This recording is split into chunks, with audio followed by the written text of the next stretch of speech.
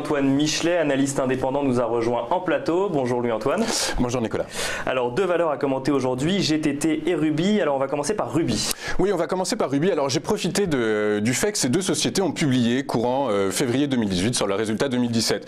Et donc, ce que j'ai voulu faire, j'ai essayé de voir si, avec mes propres techniques qui n'engagent que moi, mais donc j'ai décidé de valoriser ces sociétés à partir des comptes au 31/12/2017. Et j'ai remarqué deux choses super intéressantes. D'abord, dans le détail, ce qu'on remarque, les comptes de Ruby, on remarque que le chiffre d'affaires en moyenne sur les exercices 2014 à 2017 prend 9,88%, ce qui est vraiment très intéressant. Les marges opérationnelles se tiennent aux alentours de 8,46%.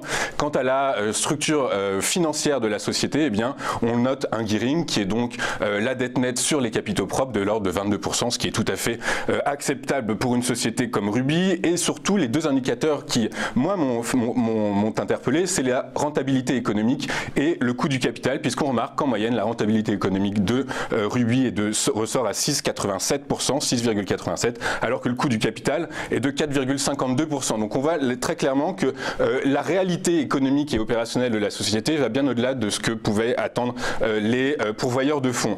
Pour finir très rapidement, le PER, donc le cours sur le bénéfice sur le cours, eh bien, le cours sur le bénéfice, eh bien, on sort à 19,5, ce qui fait que la valeur est relativement peu chère. Concernant le parcours boursier de Ruby, eh bien, on remarque que de 2014 à 2018, donc en gros d'octobre 2014 à hier, eh bien, le cours a pris 190%, passant de 20,45 € à 59,45 € le titre, sachant que dans le même temps, eh bien, le CAC 40 sur la même période prenait 28%. Donc on voit très clairement que le titre a profité de bonnes publications sur les exercices donc 2014 à 2018, et donc quand on dézoome, si on dézoomait le graphique, eh bien, on se rendrait compte que eh bien, le titre depuis 2014 est dans un canal ascendant.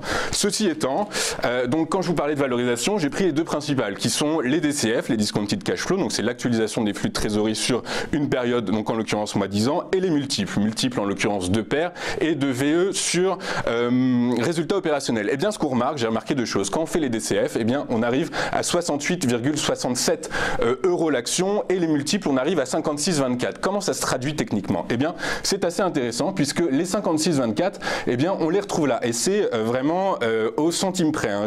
C'est vraiment assez intéressant. Donc les 56,24 en l'occurrence qui sont ici, qui constituent je dirais une limite basse de zone de repli tracée en bleu dans laquelle le titre évolue depuis maintenant novembre, fin octobre, début novembre 2017, un peu à l'image de ce qui se fait sur les marchés, un peu je dirais. Donc on a ce qu'on peut dire, c'est qu'aujourd'hui à 59,45 le titre, on estime que le titre est plutôt bien valorisé.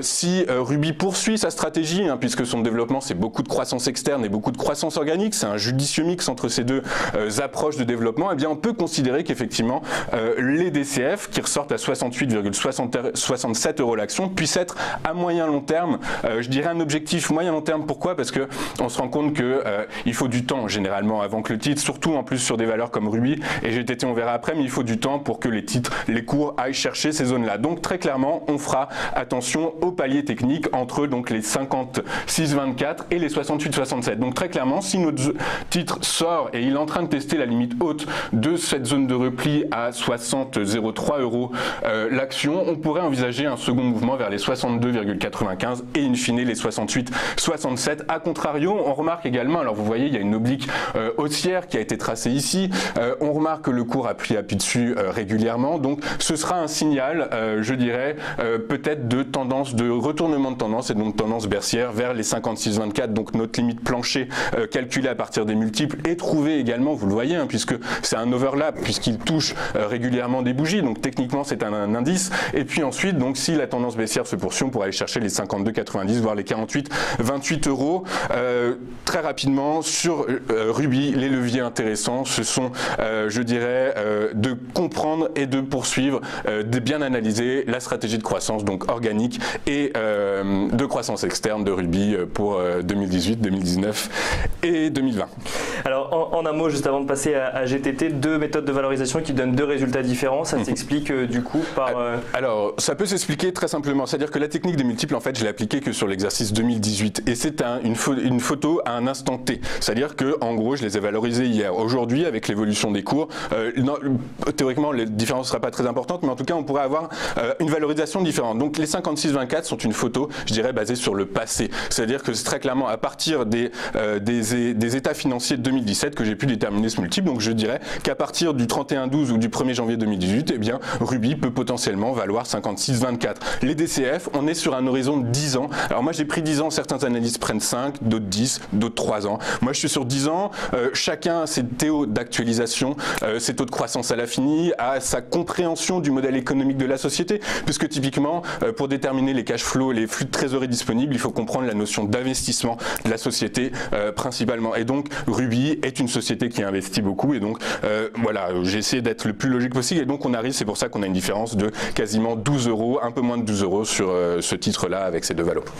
Un mot maintenant sur GTT. GTT dont on a une actualité, alors une petite actualité, mais on a appris hier soir qu'ils avaient reçu une commande de Samsung Heavy Industry après la commande de Hyundai Samho Heavy Industry la semaine dernière. Est-ce qu'on assiste là en fait à un basculement du charbon vers le GNL, à comprendre donc gaz naturel liquéfié? Alors, il y a beaucoup de questions dans votre question. Je dirais, alors très simplement, effectivement, quand on regarde le mix de consommation mondiale des énergies fossiles, on se rend compte que le gaz est en train de passer au-dessus du charbon. Pourquoi? Pour deux raisons très simples. C'est-à-dire qu'aujourd'hui, dans le monde globalement, les Chinois et les Indiens, qui sont les principaux consommateurs de charbon, eh bien, sont en train de mettre en place de nouvelles normes de pollution qui donc mettent de côté le charbon et donc favorisent la consommation de GNL, donc de gaz naturel liquéfié. Sachant que le gaz naturel liquéfié, c'est du gaz naturel qu'on refroidit à moins 160 degrés, qu'on cryogénise pour le compacter, pour le rendre donc liquide, passer de l'état gazeux à l'état liquide pour plus facilement le transporter, puisque c'est le métier de GTT. GTT, c'est une société qui calfeutre les soutes de méthanier pour que le gaz liquide, en l'occurrence qui se trouve à l'intérieur, ne s'échappe pas et également ne soit pas, je dirais, trop soumis au tangage du bateau.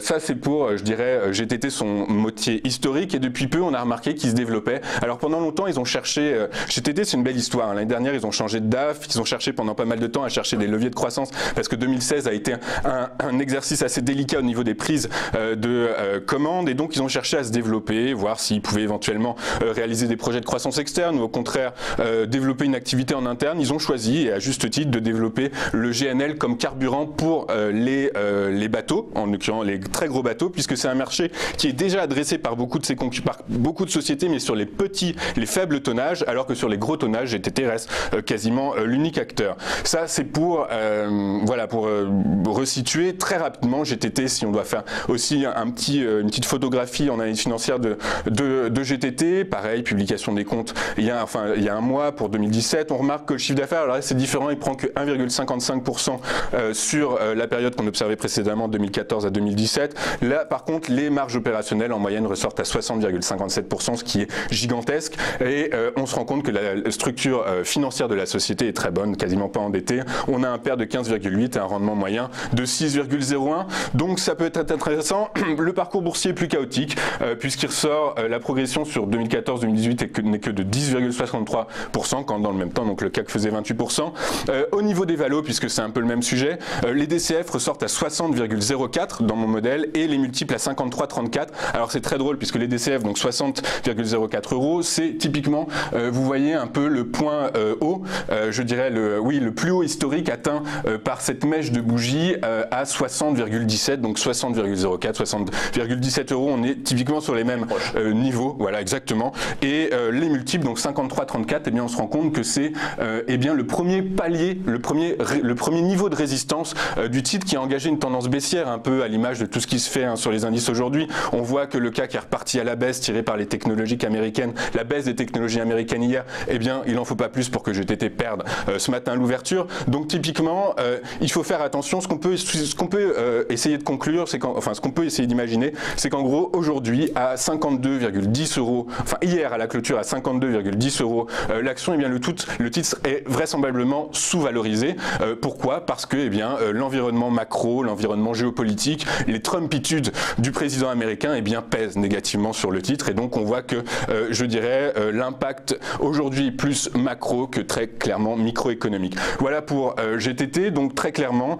Donc voilà, techniquement, on a identifié un canal descendant dans lequel le cours évolue. On voit qu'hier à 52,10, il allait taper sur sa moyenne mobile court terme de 20 périodes, de 20 séances, de 20 périodes de trading. Donc on peut s'attendre éventuellement à un repli vers cette première zone de support à 50 € tout pile le cours, voire ensuite un mouvement baissier vers les 46,08, ce qui serait relativement important dans la mesure où également, donc ça signifierait que le cours sort de son canal moyen terme, canal ascendant, et donc typiquement, s'il sortait de ce canal, on aurait probablement un fort mouvement baissier vers les 41,08 € le titre. A contrario, si eh bien, la moyenne mobile court terme 20 jours, 20 périodes est travaillée positivement à la hausse, on peut aller chercher donc les 53,34 qui serait le point, à mon avis, d'entrée logique, puisque les multiples le définissent comme étant la valorisation juste au 31/12/2017, et donc ensuite on pourrait aller chercher les 56,20 €, puis in fine les 60,17 € l'action, comme le préconisent les DCF.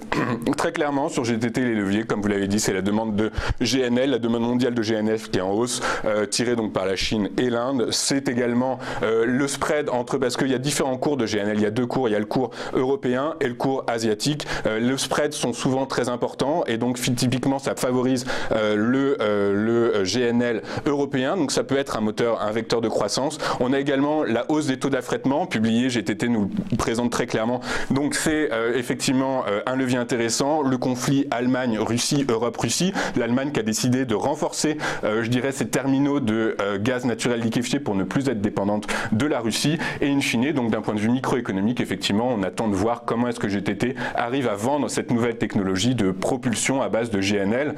Une dernière chose sur GTT et sur Ruby, sont deux sociétés qui sont très transparentes, il faut le noter, et notamment GTT qui nous explique très clairement son modèle économique, qui est très simple à comprendre. Alors pourquoi est-ce qu'on a tilté sur 2016? Parce qu'en fait, le modèle économique de GTT se tire sur 36 mois, un peu comme une VFA, vous savez, une vente en l'état futur d'achèvement, c'est-à-dire en fonction de l'état d'avancement du contrat, eh bien GTT touche un pourcentage du montant total, et donc, eh bien, donc il faut, pour pouvoir analyser l'évolution du chiffre d'affaires de GTT, comprendre ça sur 3 exercices. Mais donc typiquement, rappelons que GTT communique très bien, et Ruby également. Merci beaucoup Louis-Antoine Michelet. Je rappelle du coup que vous êtes analyste indépendant.